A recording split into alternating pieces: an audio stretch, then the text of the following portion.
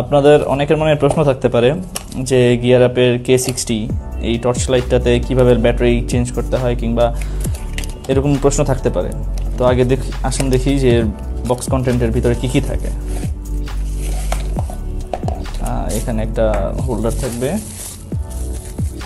এখানে একটা কেবল থাকবে, আমাদের K60 এটা হচ্ছে এরকম জুম আউট জুম ইন করা যায়। এটা হচ্ছে লাইট এরকম দেখতে, সাথে একটা USB Type-C কেবল পেয়ে যাব চার্জ দেওয়ার জন্য। তো আসুন দেখি এটার কিভাবে ব্যাটারিটা চেঞ্জ করতে হয়। প্লাস এখানে হচ্ছে একটা ম্যাগনেটিক দেওয়া আছে, এটা যে কোনো লাইক মেটাল সারফেসে আপনি লাগাতে পারবেন।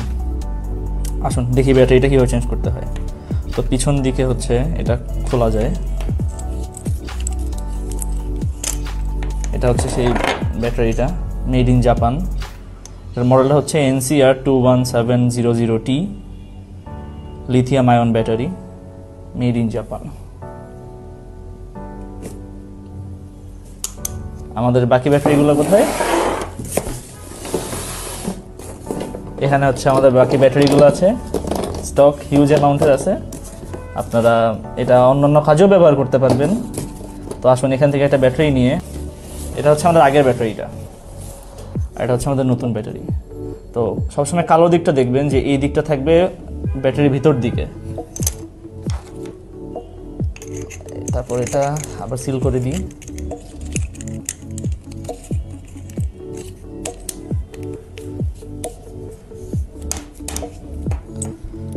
হ্যাঁ,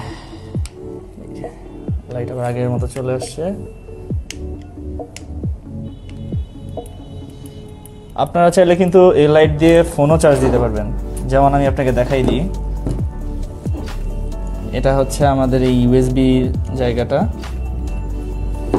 এটা হচ্ছে USB চার্জার, ফোন চার্জ নিচ্ছে, এটা দিয়ে আপনার চার্জও দিতে পারবেন। ধন্যবাদ।